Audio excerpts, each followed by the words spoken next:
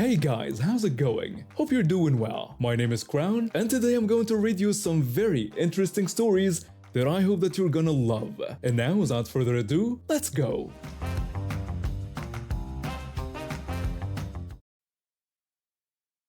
I've been working at a medical MJ dispensary for about 4 years now, and I genuinely love my job. Most of our customers are wonderful people seeking relief from various conditions, and I've built great relationships with many of them. But there is always that one person who makes your job harder than it needs to be. For me, that person was this middle-aged woman I'll call Karen. She'd come in every couple of weeks, and from day one she had this air about her that just screamed, "I'm better than everyone here." She'd constantly make comments about how these young people nowadays don't understand real medicine and how she was just here because her doctor insisted. The irony of her looking down on others while being in the exact same dispensary was apparently lost on her. But I could handle all that. What I couldn't handle was what happened last Mother's Day. Some context. I lost my mom when I was 19. She was only 46, and it was sudden, the kind of thing that pulls the rug out from under your entire world. She wasn't just my mom, she was my best friend, my confidant, my biggest supporter. Even now, almost 10 years later, I still catch myself reaching for the phone to tell her something funny or ask for her advice, only to remember she's not there anymore. Because of this, there are 3 days each year that I always request off: Mother's Day, her birthday, and Christmas. These days are hard enough without having to paste on a retail smile and deal with customers. My bosses have always been understanding about this, and I've never had an issue getting these days off, until last Mother's Day. We were severely understaffed, down to just 2 people at our location.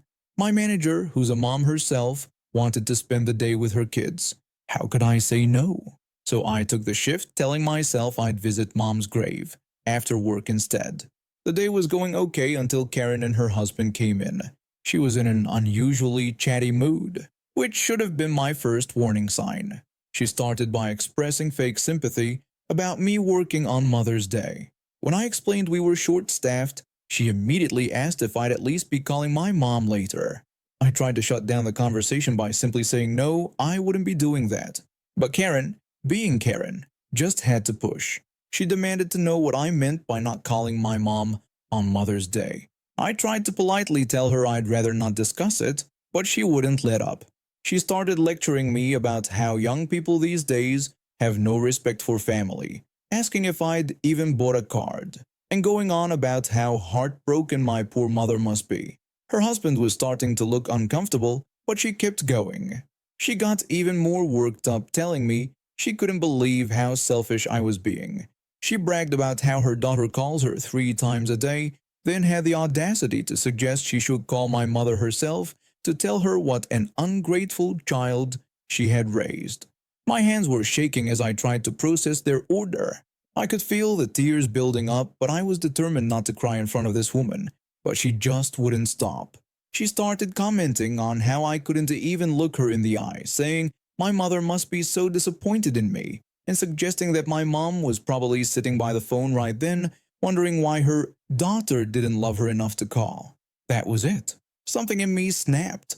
I stopped what I was doing, looked her straight in the eyes, and told her in the calmest voice I could muster that I would love nothing more than to call my mom that day, but I couldn't because she had been dead for 10 years.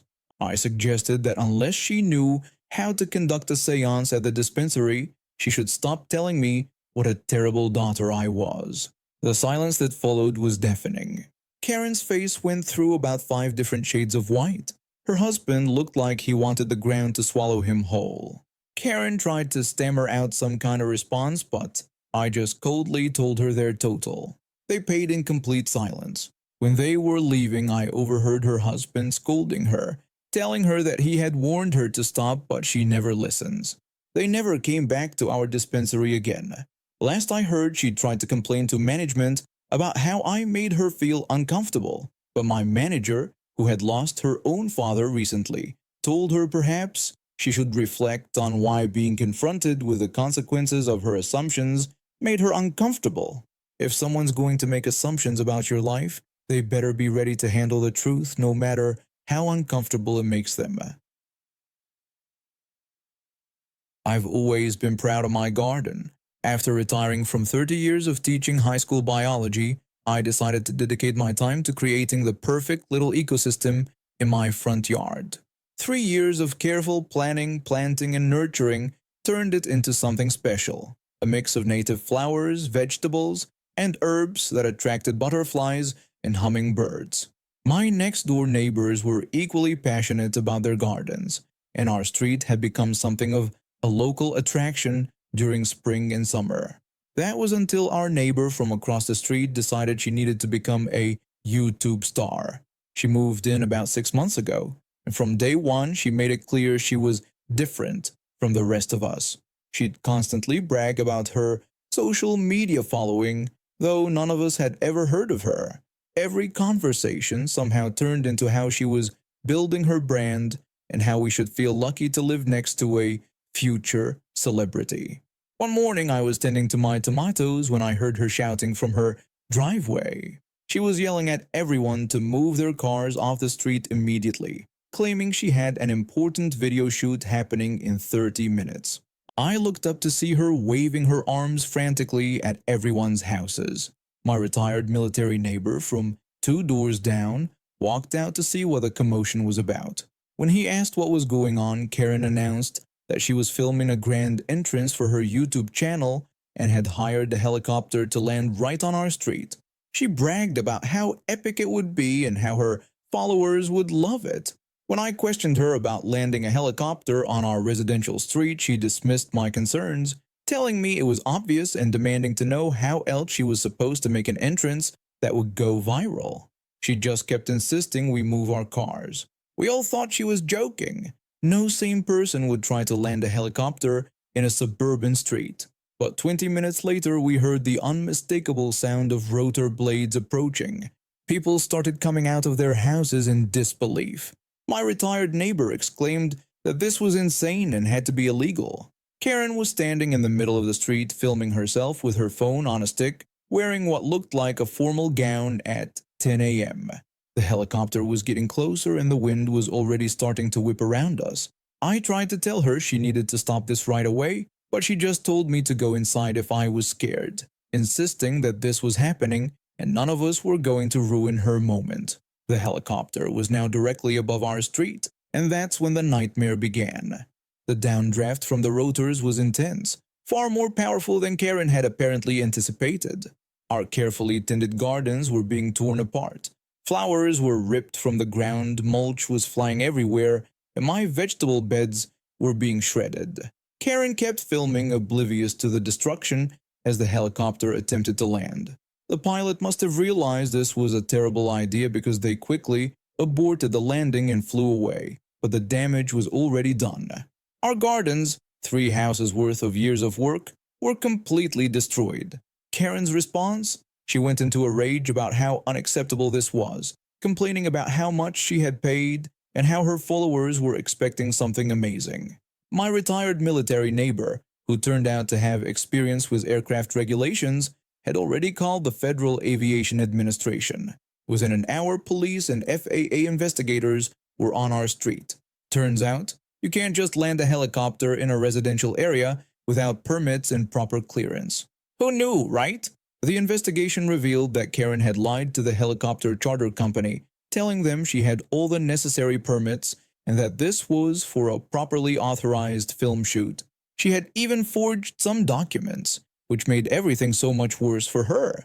My neighbors and I filed a joint lawsuit against her for the destruction of our property. The damage assessment was staggering. Specialized landscaping companies estimated it would cost over $150,000 to restore all 3 gardens to their previous state, considering the mature plants lost and the soil damage from the intense winds. Karen tried to argue that we were overreacting and that they're just plants, but her tune changed when the FAA fines came in. Between the federal fines, civil penalties for filing false documents, and our lawsuit, she was looking at nearly $300,000 in total damages. She tried to start a YouTube channel about being cancelled by her neighbors, but that backfired when people found out what she'd actually done. The video of her failed helicopter stunt did go viral. just not in the way she wanted. It became a perfect example of social media influencer culture gone wrong. Unable to pay all the fines and damages, she had to sell her house. The real estate agent had to legally disclose the incident to potential buyers, which meant she got way less than market value for it. She ended up moving back in with her parents in another state. My neighbors and I used the settlement money to not only restore our gardens, but make them even better. We added the community butterfly garden in the space between our properties, with a small plaque that reads, "Rise above the downdraft." Our little inside joke about the whole incident. The new neighbors who bought Karen's house are lovely people who actually contribute to the neighborhood in positive ways. They even joined our annual garden tour, which now attracts more visitors than ever, though we make sure to specify no helicopter arrivals permitted on all our flyers. I've been practicing Buddhism for over 15 years now, finding my way to it after a rough period in my life where I lost both my parents within months of each other. The practice helped me find peace and purpose again. I work as a cultural anthropologist, which has taken me to various parts of the world, and currently I'm conducting research in a developing nation in Southeast Asia. Last Saturday I planned to meet my friend, let's call her my artist friend, in this quaint village known for attracting what I'd kindly call spiritual tourists. You know the type, wearing traditional local clothes they bought at tourist prices while trying to haggle down prices with local vendors who make barely enough to get by. My artist friend has lived here for a few years, working with local artisans and actually contributing to the community, which I deeply respect. Another friend of ours, or I'll call her my healer friend, joined us for what was supposed to be a relaxing afternoon. We were walking through the village market when my artist friend spotted someone she knew. This woman, I'll call her Karen because that's exactly what she turned out to be, immediately attached herself to our group like a barnacle to a ship. Karen enthusiastically greeted my artist friend, exclaiming that it had been forever since they'd last met and asking about who we were. My artist friend made introductions, though I could tell from her slightly strained smile that she wasn't thrilled about this unexpected addition to our group. Karen was decked out in what looked like every piece of ethnic jewelry she could find, topped with a shirt that had Sanskrit writing, probably bought from some fast fashion store. As we walked through the market, Karen stopped at a food stall and bought this massive plate of local food. Rice, potatoes, vegetables, the works. She proceeded to eat with her hands, which is perfectly fine and culturally appropriate here, but she was making quite a show of it, like she was performing her authenticity for an invisible audience. We finally settled at a small restaurant around 2 p.m. My artist friend and I ordered beers, while my healer friend got some herbal tea. Karen didn't order anything, but she kept staring at everyone's drinks like a hawk. Karen then started questioning my healer friend about how she managed to survive here and make money. My healer friend, who runs a legitimate healing practice in the city, explained that she worked with both locals and expats. When she asked Karen the same question in return, Karen simply admitted she had no money at the moment, which was why she was asking. Shortly after this exchange, my healer friend started feeling unwell and decided to head home. That's when things got interesting. As soon as my healer friend left, Karen grabbed her empty teacup and asked the waitress for hot water. She then proceeded to use my friend's cup without even asking if anyone minded. The conversation between Karen and my artist friend turned to relationships, with Karen spouting judgmental nonsense about one-night stands and casual relationships being spiritually impure. My artist friend tried explaining how these were just social constructs, but Karen wasn't having it. By this point, it was 3 p.m. and I was starving. I'd only had a small breakfast, so I ordered the only vegan option available, a plate of fries. When they arrived, I started eating them, not offering any to the others. I'd noticed earlier that Karen had been eyeing everyone's food and drinks, so I deliberately kept the plate close to me. My artist friend casually mentioned that I was a Buddhist. Karen immediately expressed shock, saying she couldn't believe it because I hadn't offered to share my fries.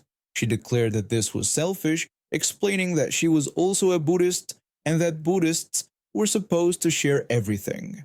I pointed out how interesting it was that she hadn't offered me any of her massive plate of food earlier. Karen fell silent at this. I then suggested that if she wanted fries, she could order her own plate. Karen protested, insisting that my behavior wasn't very Buddhist-like and repeating that we were supposed to be generous and sharing.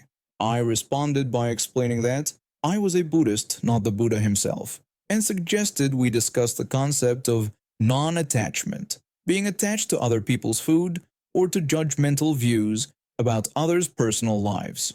Karen, turning red, accused me of not understanding true Buddhism. I countered by pointing out that she had been helping herself to other people's beverages, expecting free food, and as I'd learned from my artist friend, traveling through this developing country by basically begging from locals who earned less in a month than what a plane ticket here costs. I suggested we discuss the Buddhist principle of right livelihood instead. Karen stormed off after that, but not before trying to guilt-trip my artist friend into paying for her bus fare to the next town. My artist friend declined, and we later found out that Karen had been banned from several local businesses for trying to barter spiritual healing sessions for food and services. My artist friend and I still meet at that restaurant sometimes, and the waitress always gives us an extra serving of fries on the house for, as she puts it, finally saying what everyone was thinking about these tourist hippies. I recently moved into this apartment complex after landing my dream job at a local marketing agency. The move was a big step up from my previous place, a cramped studio apartment that barely fit my work setup. This new spot has a decent-sized balcony where I can work on my personal projects, which has been amazing for my side gig creating custom, decorative pieces for local boutiques. Everything was going smoothly for the first couple of months. I kept to myself, worked regular hours, and tried to be a considerate neighbor. That was until I met my downstairs neighbor, who I'd later discover was the building's resident terror. I was working on a rush order for one of my best clients, a set of decorative wall hangings that needed some light assembly. It was early evening, around 6 p.m., and I figured it was a perfectly reasonable time to do some light hammering on my balcony. I barely started when I heard aggressive footsteps stomping up the stairs. I called out that I'd only need 2 more minutes and was almost done. A woman appeared at the bottom of my balcony, red-faced and screaming. She demanded to know what I thought I was doing and ordered me to stop the noise immediately. I tried explaining that it was just some light work and I'll be done in a minute, but she wouldn't listen. She snapped back that she didn't care if I was building the Taj Mahal and threatened to come up and make me stop. When I tried to point out that it was only 6 p.m. and I was well within my rights, she threatened to call the police, yelling that if I wanted to act like a construction worker, we could see what the cops thought about it. She stormed back inside, slamming her door so hard I could feel the vibration through the floor. I finished up my project as quickly as possible, but I was seething. This wasn't the first time I'd had issues with her. For weeks, I'd been putting up with cigarette smoke wafting up to my balcony from hers, making it impossible to enjoy my outdoor space. I'd also noticed cigarette butts littering the ground where I walk my dog, but I'd kept quiet about it, trying to avoid confrontation. But now it was personal. I remembered the subwoofer I'd gotten as a birthday gift last year. It had been sitting in my closet because I didn't want to disturb anyone, but desperate times call for desperate measures. I pulled it out, positioned it perfectly on the floor, and connected it to my sound system. The bass heavy music started playing at what I considered a reasonable volume, just enough to make the floor vibrate slightly. I made sure to keep it within the legal noise limits and turned it off promptly at the start of quiet hours. The next morning I heard her stomping around downstairs, probably frustrated from a night of feeling the bass through her ceiling. But I wasn't done. I headed straight to the property management office. The property manager greeted me and asked how they could help. I told them I wanted to file a formal complaint about a smoking violation. I pulled out my phone and showed them the videos I've been collecting for weeks, clips of my downstairs neighbor smoking on her balcony, which was against building policy, throwing cigarette butts onto the ground, and the smoke rising to my unit. The property manager expressed their concern, stating they had a strict no smoking policy and that littering was absolutely prohibited. I emphasized my worry about the cigarette butts because many residents walk their dogs in that area, explaining it was a serious health hazard. The property manager took detailed notes and assured me they'd handle it. But I wasn't done. I also mentioned the threatening behavior from the previous day, which they seemed even more concerned about.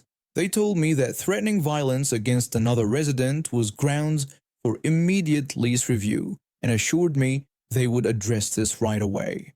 2 days later, I received an email from the property management. They'd issued my downstairs neighbor a formal warning about the smoking and littering, along with a fine for each documented violation.